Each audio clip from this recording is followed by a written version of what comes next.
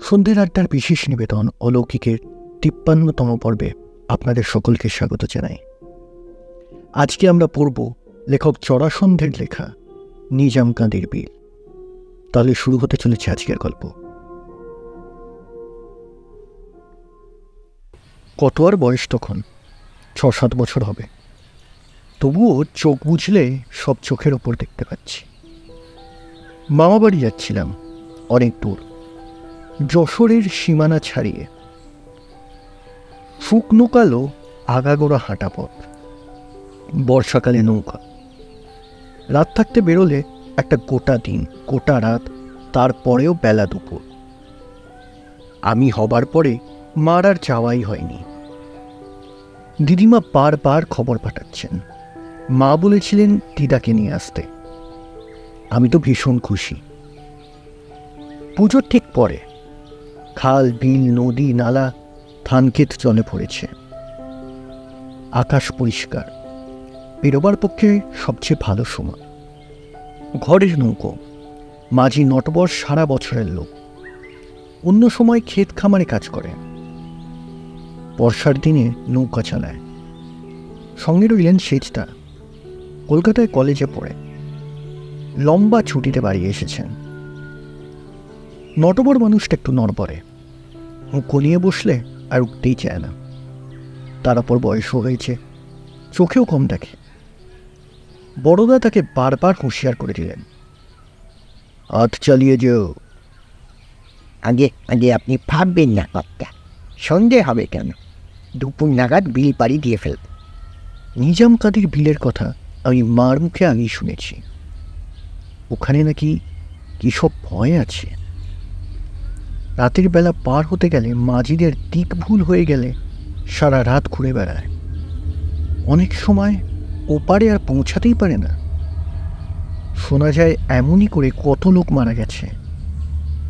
কি যে হয় তাদের কেউ বলতে পারে না। তবে সাহস করে কোনো নৌকায় সন্ধ্যের পর বিলের পথ নেয় না।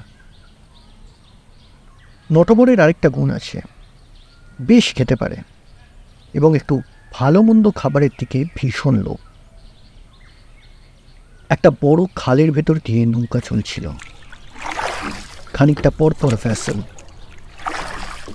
দুটো বিশাল লম্বা বাঁশ যেন পা ফাঁক করে পড়ে আছে জলের মধ্যে।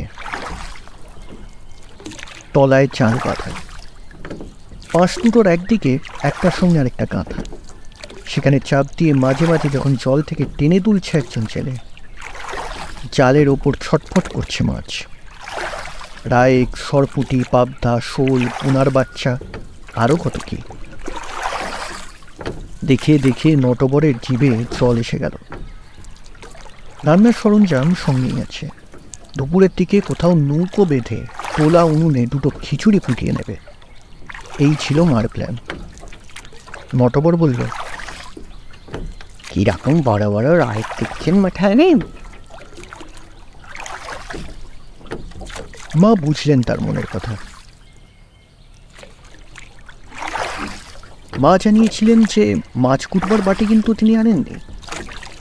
তাতে কি হয়েছে, ধার হয়েছে তো, আমি কুটে দেবো, আপনাকে আর ভাবতে হবে না। এক আনায় 4টা মোটা রয়। মার আদেনও চমৎকার। নটবরের ভোজনটা শুধু গুরু নয়, একটু গুরুতরই হয়ে গেল। তারপরেই বালুইয়ের উপর খানিকটা গড়িয়ে নেওয়া। অনেক ডাকাডাকির পর যখন উঠল তখন বেলা আর বেশি নেই। নিজাম কাদির বিল পড়বার আগেই সন্ধে পেরিয়ে বেশ কিছুটা রাত হয়ে গেল। যে খালটা এসে বিলে পড়েছে তার ঠিক মোহনার পাশেই একখানা বাড়ি। সেখান থেকে একজন দরজায় গলায় হাত দিল, নাও কোথায় যাবে? সুখচর, সাড়া দিল নটবর। সুখচর? গলা শুনে মনে হলো লোকটি অবাক হয়ে গেছে। তামাক টানতে টানতে এগিয়ে এলো, নাও বেরাও। সুখচরে কোন বাড়ি যাবে জিজ্ঞেস করতেই বেরিয়ে গেল এরা মামাদের খুব অনুগত লোক, আমাদের না নামিয়ে ছাড়বে না। তাছাড়া এই রাত্রে বিল পাড়ি দেবার তো কথাই ওঠে না। রাতটা তাদের কুঁড়ে ঘরে কাটিয়ে যেতে হবে, যাতে তারা নমসূত্র, আমরা বামুন। রেঁধে তো আর খাওয়াতে পারবেন না। মাকে 4টি চাল ডাল ফুটিয়ে নিতে হবে, মেয়েরা সব ব্যবস্থা করে দেবে।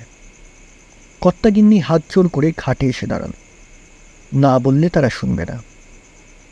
মাও মুশকিলে পড়লেন। কুঁড়ে ঘরের কথাটা তারা বাড়িয়ে বলেনি।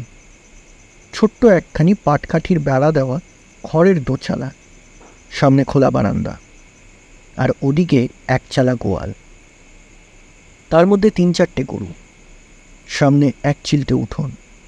এর মধ্যে কোথায় উঠবো আমরা? তবু মাকে নামতে হলো। বারান্দায় একটা খেজুরের চাটাই বিছিয়ে দিল তাকে। হঠাৎ ঘরের মধ্যে থেকে একটা ফিসফিসানি শোনা গেল। চার থেকে বোঝা গেল বাড়িতে চাল বাড়ন্ত। মাই তখন তাদেরকে বুঝিয়ে বললেন যে আমাদের আর খিদে নেই, আর আমাদেরকে ছেড়ে দিতে। অনেক বলা খাওয়ার পর তাতেই রাজি হলো হারান মণ্ডল। কিন্তু শুধু চিড়ে মুড়ি কি আর খাওয়া যায়? গোয়ালের দুধেলা গাই ছিল, 2বার কথা সকালে, কিন্তু মণ্ডলের বউ তখনই দুইয়ে আনলো খানিকটা। উঠোনের কোণে উনুনে মাকে সেটা ফুটিয়ে নিতে হলো। কোন বাড়ি থেকে এক ছড়া বর্তমান কলাও জোগাড় করে ফেললো হারান। ফলাহারটা আমাদের বেশ ভালোই জমল। কিন্তু তারপর সেজটা বললেন, এখানে থাকা অসম্ভব, ভীষণ মশা আর পচা গন্ধ, বর্ষার জল নেমে গেছে, চারিদিকে তাম জঙ্গল পচতে শুরু করেছে, ঘণ্টাখানিকই টেকা যাচ্ছে না, তার উপরে সারা রাত। তাছাড়া শোয়া যাবে কোথায়? ওদের ঘর দরের তো এই অবস্থা, 3টি ছেলে পিলে নিয়ে ওদের কুলোয় না। কিন্তু ওদিকে ছে আবার নিজাম কাঁদির বিল। সেজরা কলকাতার কলেজে পড়াছিলেন। ওসব একেবারেই হেসে উড়িয়ে দিলেন। বললেন, ভয়টা কিসের?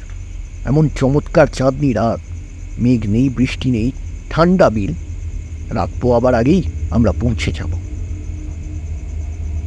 হারান আর তার বউ বলতে লাগলো যে কাজটা ঠিক হবে না।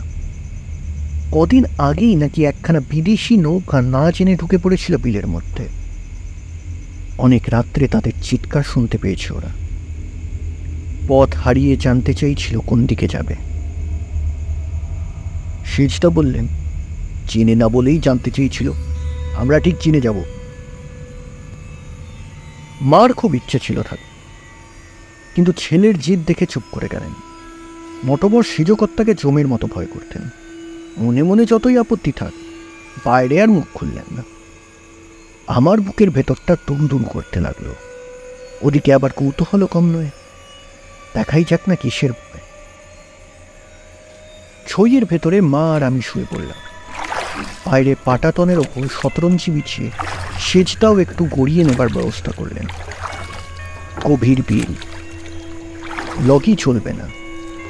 পেছনের গলিতে বইটা হাতে নতবর, যতদূর চোখ যায় চল আর চল। ঢেউগুলো মৃদু তালে ঘা দিচ্ছেন নৌকার তলায়। সেই ধক ধক শব্দে আপনিই চোখ চুরিয়ে আসছে। কত রাত জানি না, হঠাৎ ঘুম ভেঙে গেল সেজটার হাত শুনে। ঘুমিয়ে নৌকা চালাচ্ছিলে? নটবর মিনমিন করে বলল, হ্যাঁ, একদিন না কর্তা, একটু ঝিমু নিয়েছিল। ঝিমু নিয়ে এসেছিল? চোখের জল দিয়ে নাও। নটবর চোখে জল দিয়ে জোরে জোরে বইটা চালাল।